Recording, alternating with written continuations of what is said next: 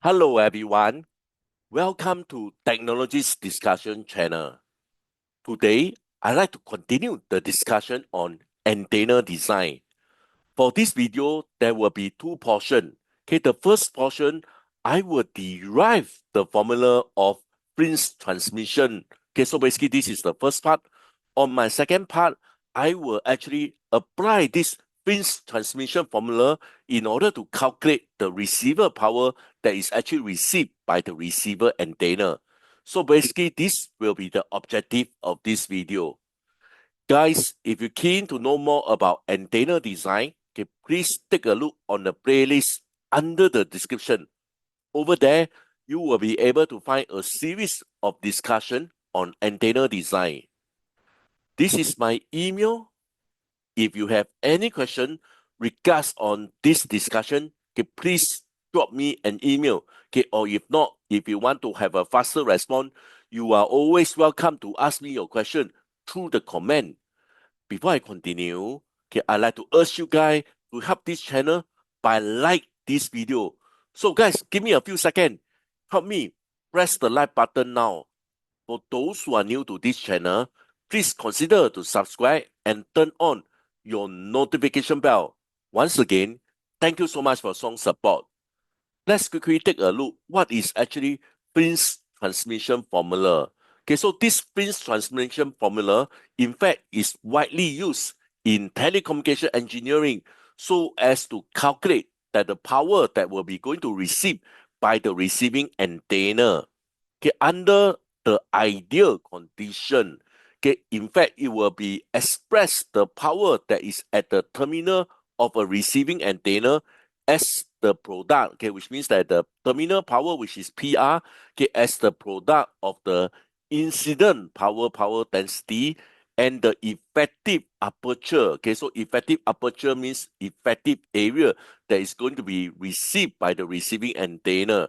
Okay, so this assume a known transmission power from another antenna at a given distance. Okay, so don't worry so much about this. I will come in more detail later on. So this formula is firstly introduced in 1946 by Danish-American radio engineer Harald T. Friis. Okay, so the formula is widely known as the Friis transmission equation. Okay, so this equation actually is the Friis transmission equation. So this video, the first part, I will derive this equation. Then next, okay, I will make use of this equation to calculate the receiver power so as to close the loop of this video discussion. Let's take a look on this diagram first. Okay, so basically on your left will be the transmitting antenna. On your right will be the receiving antenna. So the antenna transmitting and the receiving antenna is separate by a distance r. Okay, so the r is actually in meter, the distance that actually separate between the transmitter and the receiver antenna. The power, okay, that is actually supplied to the transmitting antenna is actually known as PT. Okay, so this is the total power that will be supplied to the transmitting antenna. I guess you know the role of the antenna. The role of the antenna will be converting the electrical signal into EM wave, and the EM wave will be propagated towards the receiver antenna. Okay, so basically the receiver antenna will not be able to pick up all the EM wave. In short, there will be a effective aperture or a effective area that is able to capture the EM wave. After that, okay, the receiver antenna will convert the EM wave back into the electrical signal. So basically, this will be the so-called the receiver power by the receiving antenna. You probably also see the 2G. Okay, so basically, this is the gain of the transmitter antenna. This will be the gain of the receiver antenna. Again, later on, I will fully explain all this detail. And from here, this is actually the Friis transmission formula. You can see that the receiver power is actually a function of transmission power, the gain of both the transmitting and also the receiving antenna. We also can see that it's a function of wavelength and also the distance that separate between the transmitter and the receiver. Okay, so before I start, okay, let's assume okay, the antenna as a isotropic antenna. Okay, isotropic means that they actually radiate the power equally 360 degree. Okay, so basically this is the definition of isotropic antenna. So with this, I need to replace this diagram, okay, into a isotropic transmitting antenna, as you can see from here.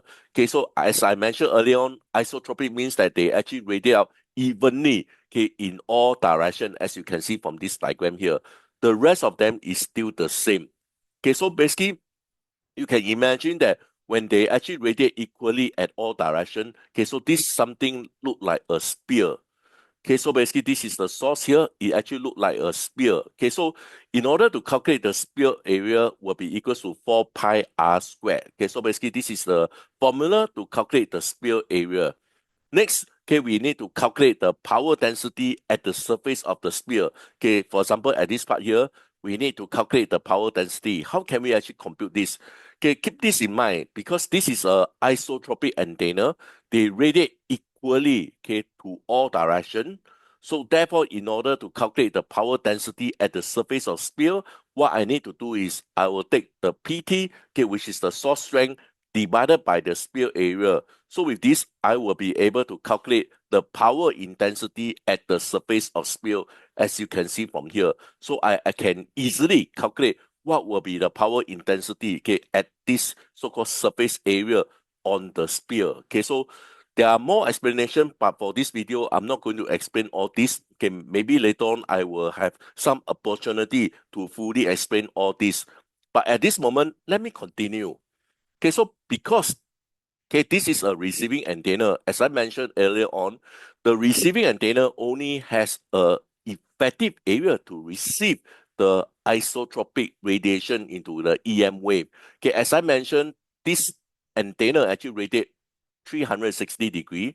So there's no way that this receiver can have the effective area to capture all the so-called EM that is actually released by the isotropic transmitting antenna. So with this, you actually can imagine that they will actually has this effective area to capture the EM wave. And basically, in short, the receiver power you can see from here is a function of power intensity multiplied by the effective aperture. Okay, so basically this is what we call the effective aperture or the effective area that will be able to capture the EM wave that is actually sent out by the transmitter antenna. And next, okay, I will replace this I, okay, with this formula, which is PT over 4 pi r squared, multiplied by the effective so-called area that is actually mentioned earlier on. Okay, so this is what I mentioned earlier on, okay, with these sentences here. Okay, so you can see that, okay, under this ideal condition, okay, it expresses the power of the terminal of a receiving antenna as a product of the incident wave power density with the function of the effective aperture of the receiving antenna. Okay, so basically this is what it means with this line of sentences, and I actually managed to arrive at this formula here. Next. Okay, so next you can see that, for example, okay, when I actually beam the antenna at certain direction, it's actually with a function of GT. Okay, so GT is actually the gain of the transmitting antenna. And with this, I need to consider the gain of the so-called transmitting antenna, and I actually modified this equation slightly to include the gain of the transmitting antenna. Okay, so basically this is actually the receiving power. Okay, from here you can see that the function is actually related to the transmit power, the gain of the transmitting antenna, the distance in between the transmitter and the receiver, and also the effective aperture of the receiving antenna. Next. Okay, so how to calculate the effective aperture of the antenna? Okay, impede antenna power is always this equation here. Okay, so once I know this effective aperture of any antenna with this formula here, I can actually replace this, okay, over here. Okay, so because this is actually the effective aperture of the receiving antenna, and I actually can replace this over here. You can see this is actually after replace this effective aperture of the antenna, and next, okay, I can make it simplify the equation here. Okay, so from here you can see that this is PT, this is GT, this is GR. R squared over here, 4 pi, I have also squared and also R squared here. So basically this is how I derive the Friis transmission formula, which I showed it to you earlier on. Okay, so basically this is how, okay, again, later on I will make use of this equation to compute the receiving power. But in short, this is what I have derived. Okay, the receiver power, you can see that it's actually a function of transmitting power, which means that the higher the transmission power, you can anticipate that the larger the will be the receiver power.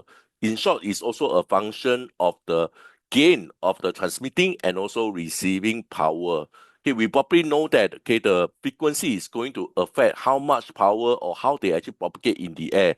So basically, you can imagine that the receiver power will be affected by the wavelength. Since C equals to F lambda, lambda will affect the frequency, and which on the other hand here will affect the receiver power. Definitely, the distance between the transmitter and receiver will affect the receiver power. So in short, I have derived this Friis transmission formula.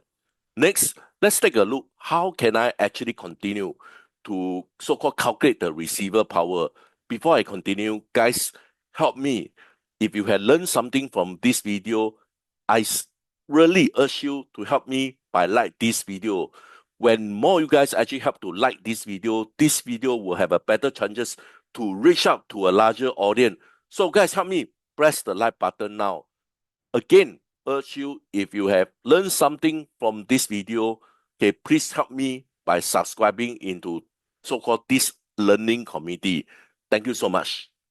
Next, let's quickly give an example how to calculate the receiver power. Okay, so let's assume the following parameters. Okay, so the formula is actually on your right, and these are all the given parameters. Okay, typically we know the transmission power. Okay, so the transmission power, let's say, is 1 watt. Okay, so it's about 30 dBm or 0 dB. Okay, so basically they are the same thing here. The transmitting antenna gain, okay, typically about 2. This is ratio, and in so-called dBi, okay, basically will be 3, okay, with reference to the isotropic antenna. As for receiving antenna gain, okay, let's say they are slightly smaller because receiver antenna typically they are much smaller, 1.5, so they are going to have 1.76 dBi. Frequency, okay, let's do a very old conventional Wi-Fi frequency, which is around 2.4 gigahertz. The separate distance between the transmitter and receiver, let's do it as 100 meter. Okay, from this equation here, majority of the parameter already know. Okay, from here, one thing that we are not given is actually the wavelength. And you know that the wavelength is actually a function of the velocity over the frequency. Okay, velocity, which means that the velocity of the propagation of the so-called signal. Okay, so we just assume that they actually propagate with the speed of the light, which is 3 times 10 to the power 8 meter per second. And we are actually given the frequency, okay, which is 2.4 gigahertz. So from here, we can compute the wavelength, which is 0.125. Okay, so once with this, we can easily compute the receiving power. Okay, so this is actually the receiving power. From here, you can see that next will be the transmission power. Okay, we know that the transmission power is 1 watt, followed by the transmitter antenna gain. Okay, keep this in mind. Don't multiply the dBi. We only want the ratio value. So the ratio value is 2. Okay, same for the receiver antenna, which is 1.5. This is actually the wavelength, and what we need to do is 4 pi, and this is the distance between the transmitter and receiver, which is 100 meter. And from here, I can easily compute that the receiving power will be 2.97 times 10 to the power minus 8 watt. Okay, so in order to make it practical, okay, we need to convert this small number, okay, into dBm, okay, which is minus 45.3 dBm. Okay, so at 100 meter, okay, with the given parameters, the receiver power is approximate minus 45.3 dBm, which is a typical signal strength for a Wi-Fi link at that particular distance of 100 meters. So basically, this is a simple example to compute the receiver power. Next, let me give you a so-called a conclusion on this Friis transmission formula. Okay, one of the key limitation is basically all these formula are only valid in far field. Okay, so keep this in mind, we have near field. In order to so-called recognize them as far field, okay, the distance, okay, between the transmitter and receiver, they must be many, many times bigger than this 2d squared over lambda, okay, where d is the largest dimension, okay, maybe the length of the antenna. Okay, so basically keep this in mind. The distance separate between the transmitter and receiver, they must be many, many times bigger than 2D square, okay, the D is actually the largest antenna dimension over the wavelength. Okay, so this form of calculation using this Friis transmission formula, okay, we have a lot of things that we does not so-called account for. For example, we don't account for atmosphere absorption, multi-path fading, obstruction, and also ground reflection. Okay, so basically all these we are actually not consider when we actually apply this Friis transmission formula. Okay, so in short, the Friis formula is very essential, okay, to calculate the link budget in wireless system. Okay, so this in fact have helped engineer to design communication link by giving an estimation signal strength over distance. Okay, with this formula, we are able to anticipate roughly, okay, how much will be the loss in between the transmitter and receiver. Then with this, we roughly will be able to estimate whether the receiver can recognize this as a so-called signal or not. Okay, so for real-world scenario, additional factor like fading and environment loss must be considered. Okay, with this, I'd like to end my discussion. Again, urge you guys to help me by like this video, okay, and subscribe to this channel. Once again, thank you so much for strong support. I hope to see you guys soon. Bye for now. Thank you so much.